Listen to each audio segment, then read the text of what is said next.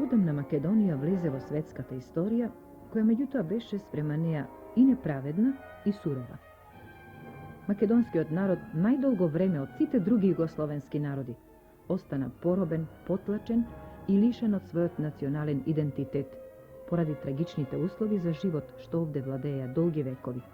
се до ослободувањето во 1945 година, кога конечно се здоби со своите права во заедништвото на републиките во социјалистичка Југославија. Низ таквата бурна историја, што ја потресуваа туѓинските војски, а доста често и разурнувачки пожари и земјотреси, тешко е да се проследи нишката на македонската културна традиција, пригушувана на разни начини, а уште потешко да се согледаат врските на таа култура со другите цивилизации. Кога посебно ќе се приде кон проследување на таквите контакти меѓу Франција и Македонија, еден факт сепак станува очигледен. Иако поради историските прилики овие врски немале свој континуитет, биле некомплетни, па дури и протоколарни, тие сепак постоеле, а напорите и на двете страни перманентно биле усмерени кон проширување на нивното меѓусебно познавање. Без многу да се задржуваме овде на првите директни контакти меѓу двата народа, што инаку датираат уште од епохата на крстоносните војни и поминувањето низ нашите краишта, на Боемон I и на грофот од Тулуз Рајмонд IV по патот Вија Игнација кон Солун 1096 година, ќе одбележиме дека кога Франција стапи во пријателски односи со Турција, француските дипломатски представници и патеписци, што минувале од тука, во своите извештаи од политички, економски или патеписен карактер, честопати внесувале и лични импресии низ податоците за обичаите, творештвото, фолклорот или националните носии на нашиот народ, како и сведоштва за некои географски или археолошки наоди. Такви текстови со впечатливи и трајни вредности оставиле, на пример, Бертрандон де ла Брикиер од 15. век и Филипе ди Френ Кане, кој оставил еден опис за Скопје од 1573 година, како и делата на неколкумина француски ерудити од 19. век.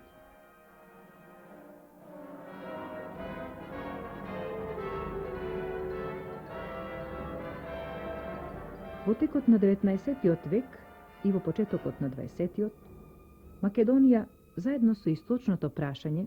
влезе во средиштето на меѓународното внимание, што посебно се манифестираше во текот на Кримската војна од 1857 година,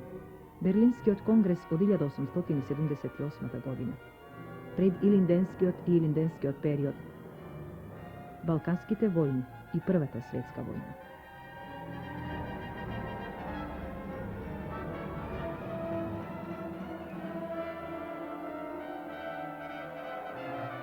Овие нови приближувања меѓу двата народа можат да се сметаат како израз на промакедонските симпатии на неколкумина француски писатели, бидејќи е евидентно дека тие ги најпојуваа со духовна креативност и нивните книжевни афинитети и нивната општествена дејност.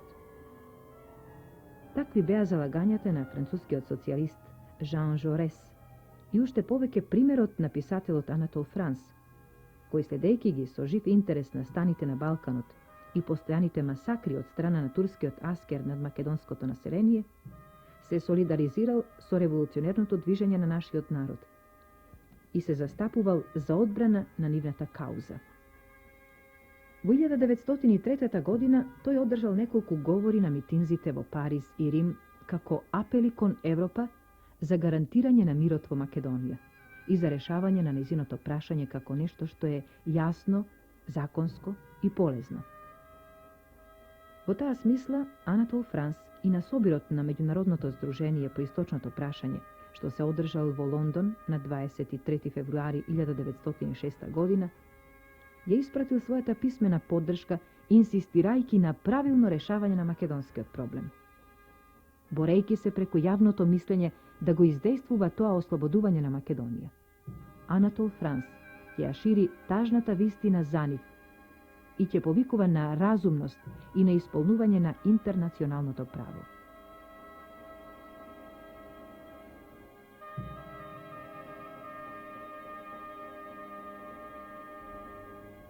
Во Македонија на неколку часа од Будимпешта и Виена, вели тој, турските војници и функционери ги колат селаните, на кои им ги силувале ќерките и жените. Овие злочини направени се за срам на Европа. Европа треба нив да ги спречи. Човештвото ја задолжува со тоа, а Берлинскиот договор и дава за тоа право. Каква е таа разумност да се молчи кога крвта на жртвите повикува? Насловот на збирката на ваквите трудови и прилози на Анатол Франс кон поубави времиња, издадена во 1906 година, сам по себе говори за авторовите заложби да ја предвиди светлата иднина за нашиот народ во тие мрачни, тешки времиња. Овде треба да се спомене исто така и Виктор Берар, историчар и класичен филолог, кој еден дел од својот книжевен опус посвети и на поробените народи на Балканот, меѓу кои направи повеќе студиски патувања со цел да ги надмине заблудите што ги имал во врска со некои етнополитички проблеми, особено за македонците. Бидејќи монастир, Битола, е главен град на Македонија, сосема е разбирливо зошто народите што се караат околу оваа покрајина, како и другите од него направиле центар за своите интриги. Русија, Австрија, Грција, Србија држат во него своји конзули, а бугарите агенти.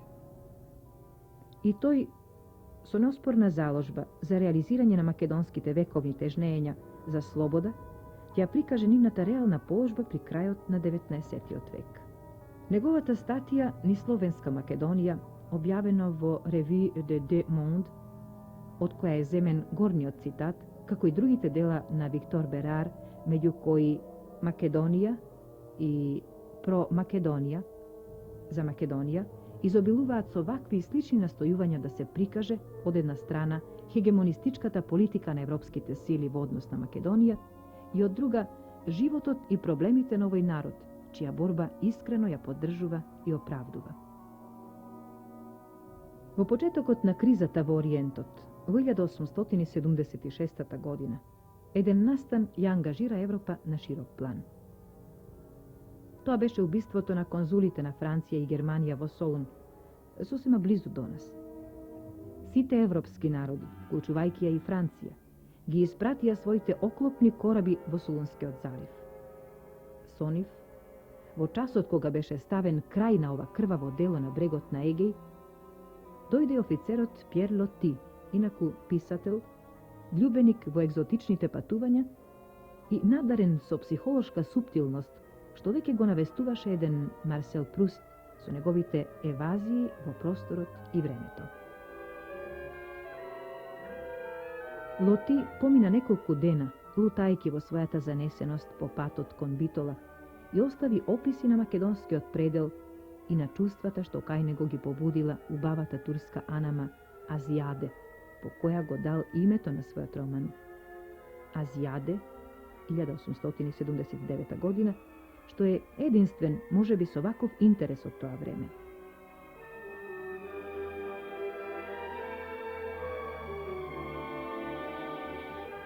Еден друг патеписец, меѓутоа Ксавиер Маример, повеќе ќе ја задолжи Македонија, иако всушност со неа се запозна по индиректен пат, од автентични извори, како и неговиот пријател Анатол Франс. Овој француски академик и книжевник, кој за нас е значаен особено како иницијатор на југославистичките студии во Франција,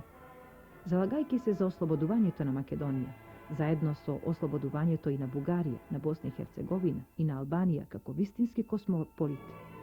ќе свати балканската суштина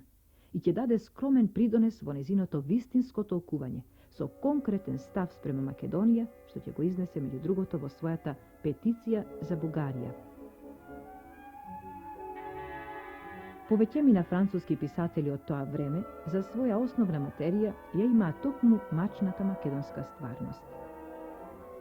Многу од тие дела со нивната историска вредност представуваат своевидни документи и се јавуваат како пледоаје за националното ослободување на Македонија. Меѓу позначајните имења секако спаѓаат Пјер де Спања, Ик Кловис, Виктор Маргерит, Мишел Мерле и особено Анри Барбис. Навистина, повеќето од овие литературни дела имаат ограничена естетска вредност, но нивниот пригоден карактер, вистинскиот хуманизам што зрачи од нив и фактот дека со очевидна наклонетост се однесуваат кон македонскиот народ за да го бодрат во најтешките моменти, го наголемуваат нивното значење и ги издигнуваат до акт што ја будел свеста на европската јавност за одговорност пред патилата на нашиот народ, на Македонија тероризирана, угнетувана, денационализирана, како што пишува Виктор Маргерит,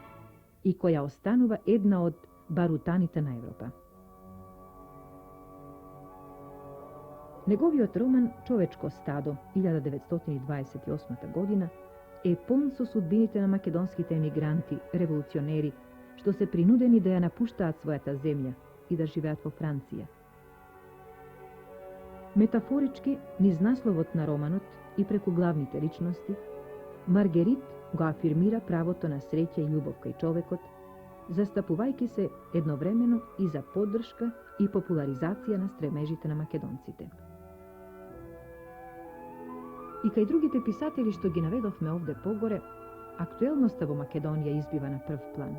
Дури во самиот наслов на делото, како што е случај со Пјер де Спања и неговиот роман «Пред колежот». Посетувајќи ја Македонија во 1901 година, Пјер де Спања длабоко ја доживува македонската стварност од предилинденскиот период и го предвидува големиот колеж од Илинден, што е и предмет на овој роман.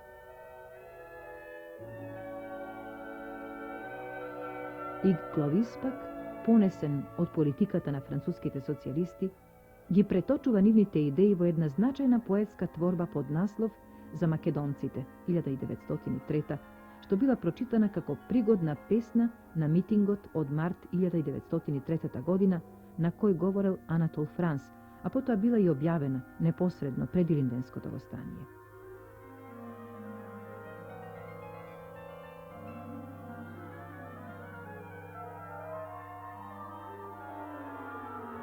Имало и такви писатели што навлегле и во многу сериозните прашања за оспоруваната народност на македонскиот народ, со што, например, се зафатил и писателот од полско потекло Мишел Мерле, толкувајќи ја неговата самобитност во расказот Јанко, објавен во реномираното списание Европа. Многумина други, уште повидни писатели од Франција, напишале и бројни апели, декларации, петиции или статии против денационализаторската политика на балканските влади и на Александровската и Михайловистичката ВМРО, меѓу кои посебно се ангажирале и Жан-Ришар Блок, Франсис Журден, Шарл Вилдрак и особено Ромен Ролан. Низ револуционерниот циклус на активноста на Ромен Ролан, како општествен работник и представник на својата земја Франција во странство за поддршка на солидарност меѓу народите, дојде до највисок израз интеграцијата на човекот и делото со историјата. Неговото застапување за македонската кауза во тешките години за нашиот народ, во периодот меѓу двете војни, дојде во својство на неговото членување во Парискиот комитет за борба против белиот терор на Балканот и како соработка од една страна со француските писатели Анри Барбис, Андре Бретон, Луи Арагон, Андре Мавро,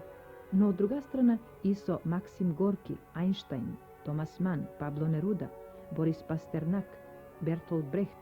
како и со Димитар Влахов од Кајнас. Забележителната активност на Ромен Ролан беше насочена особено против теророт, убиствата и денационализаторскиот режим што владееја на целиот Балкан и посебно во Македонија. А меѓу позначајните негови потфати во таа смисла е и иницијативата што ја даде во соработка со Барбис и Горки за организирање светски конгрес против империалистичката војна што се одржа во Амстердам во 1932 година. Особено впечатливи остануваат и барањата на Ролан за запирање на убиствата и за ослободување на политичките затвореници во годините пред Втората светска војна, што во тој пресуден час може да се смета и како негов предизвик пред човештвото. Затоа, во тоа негово барање за ослободување и на писателите, и на новинарите, и на сите политички затвореници во Бугарија, што го упати со телеграма до Софија, со него беа и Малро, Арагон, Барбис, Неруда, Пастернак, Еренбург, Брехт и Блох и целиот пен клуб на писателите од Англија.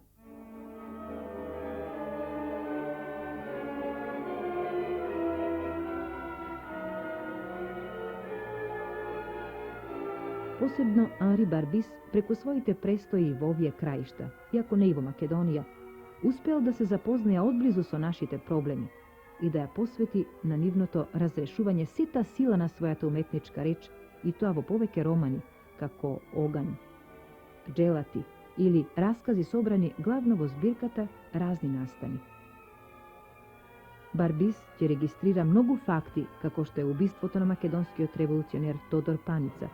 ќе жиго са разни предавства и неправди во врска со жртвите на белиот терор. А исто така ќе ја велича херојската борба на македонците насилно разделени на три дела и ќе ја брани нивната самобитност или етничка оригиналност, како што вели тој, и нивниот посебен јазик. По објавувањето на делата на Барбис, француските напредни вестници, меѓу кои Иманите, Монд, Европ, како и Балканска федерација и Македонско дело, на чие чело како редактор стоел Димитар Влахов, или белградските вестници Политика и Правда, па дури и Време, иако тој вестник бил поврзан со режимот, му посветуваа многу простор во посебните прикази на тие дела, во кои со восхит ја поздравуваа храброста и готовноста на Барбис да ја каже вистината за балканските народи, посебно за давањето драгоцени аргументации за стремежите на македонскиот народ за слободен политички и национален живот. Во Париз, Лондон и Виена, непосредно по објавувањето на романот Джелати, се формирани комитети за заштита на жртвите на белиот терор на Балканот, а Моша Пјаде и самиот Возбуден го превел романот Пекол. Ваквото полно со доверба зближување на двата народа, македонскиот и францускиот, се претвори во акт на реципрочно проучување, запознавање и интимно проникнување. Кај французите веќе постоја институции каде што се изучуваа историјата и книжевноста на јужнословенските народи. Сорбона, Колеж де Франс, Школата за ориентални јазици и Високата школа, што сами по себе го овозможија и создавањето на Институтот за словенски студии, кој набрзо израсна во еден од најмоćните центри за истражување во доменот на славистиката.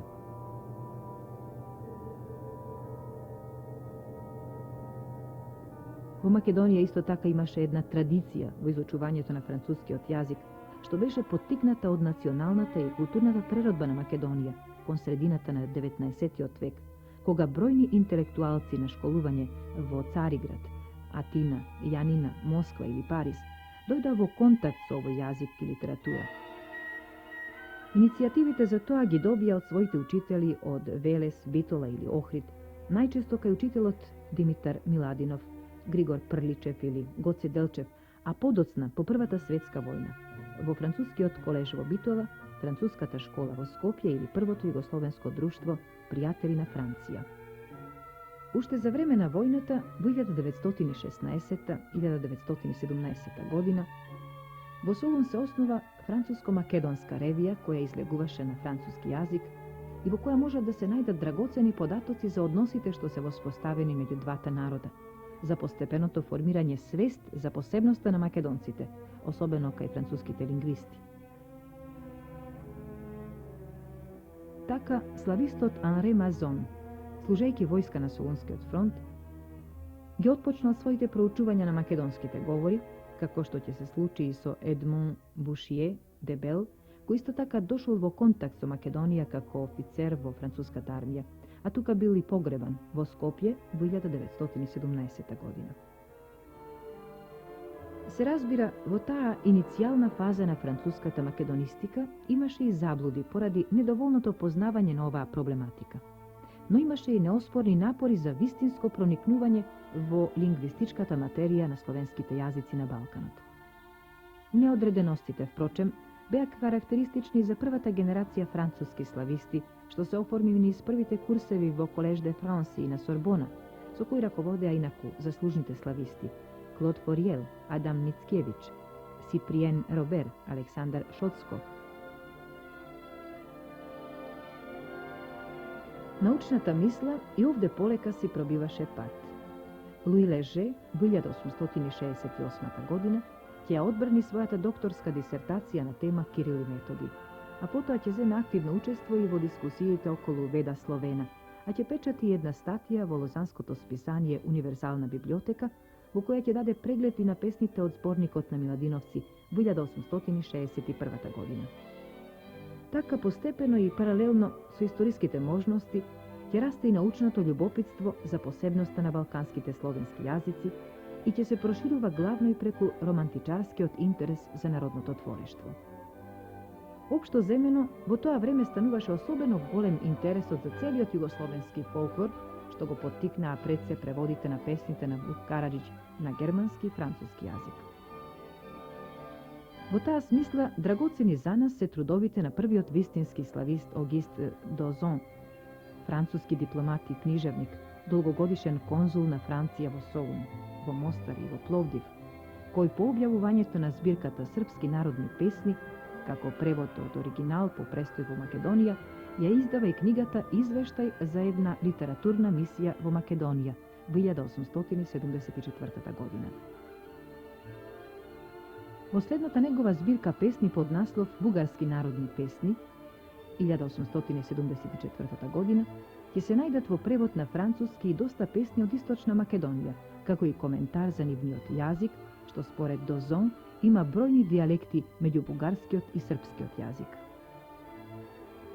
Кога се има предвид дека овие искажувања на Дозон се дадени во време кога македонското прашање се уште ја нема онаа актуелност, што ќе се манифестира во поголема мера по Берлинскиот конгрес 1878 година, и кога за многумина негови современици било тешко да формулираат собствено мислење за националната припадност на словените од Отоманското царство, најчесто наречувани словени на Балканот, ќе се свати дека и овие скромни искажувања во однос на посебноста на јазикот се од големо значење за развојот на лингвистичката наука од доменот на македонистиката. Овој интерес на француските писатели кон балканското народно творештво, посебно кон митовите и легендите, речиси континуирано е присутен низ нивната уметничка визија, така што траги на тој интерес ќе најдеме и во книжевниот опус на една француска писателка со меѓународно реноме, Маргерит Йосенар, денес прва и единствена жена романсиер, член на Француската академија. Во 1938 година Јурсенар ја објави својата збирка раскази Ориентални новели, во која низ еден уметнички креативен чин, народната традиција на нашите народи, сврзана особено со ликот на Крали Марко, добива иноваторска обработка низ една успешна синтеза на фолклорниот елемент со доживеаниот свет на авторот. Особено е значаен со својата аргументираност обемниот труд на големиот индоевропеист Антон Меје, Јазиците на Нова Европа, издаден во 1918 година,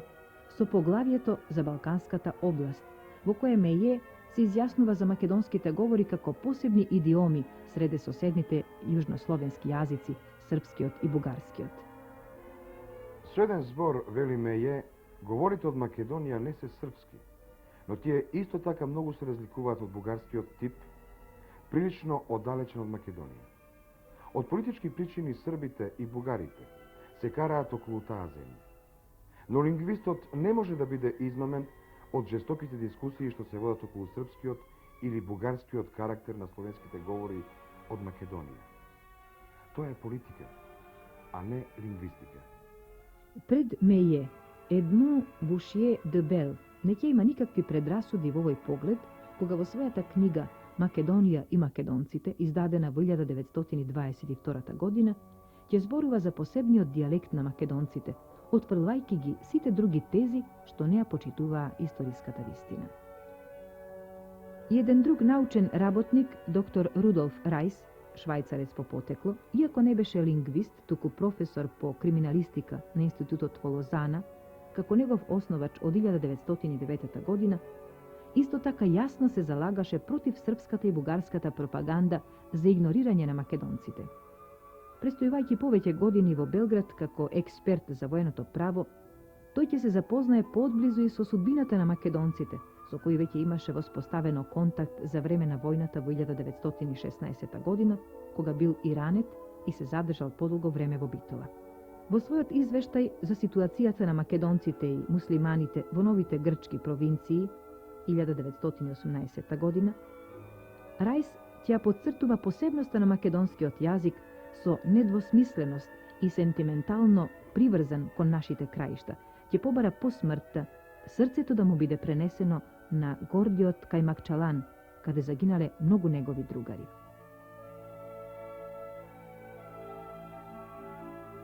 Сепак, за најзначајни за научното фундирање на македонистиката меѓу француските слависти се сметаат Андре Мазон и Андре Вајан. Тие низ проучувањето на старословенскиот јазик и низ една лингвистичка интерпретација на фолклорни текстови од Македонија и други текстови од профан и верски карактер, се заложија достигањата на младата македонистика, не само да ги бранат од разни антимакедонски ставови, туку и систематски и компетентно да осветлуваат низа прашања од јазично-историската и дијалектолошката смисла. Со време, сите овие интелектуални напори, што во најголема мера може да се сметаат како морални акции на француските писатели и лингвисти, кои често ја брануваат книжевната и интелектуалната свест на нивното време, ќе служат едновремено и за меѓусебно запознавање и за јавно ангажирање за победа на правдата и вистината за македонскиот народ. Таа работа во заедништво, проникнувањето на културните вредности, како и сеќавањата на сличната судбина на двата народа во текот на Втората светска војна и контактите што особено ќе се воспостават по ослободувањето на Македонија. Уште повеќе ќе ги зацврстат врските и ќе ја интензивираат соработката, која во оваа последна фаза ќе биде под знакот на културна размена со поредовни и уште потворечки обележја.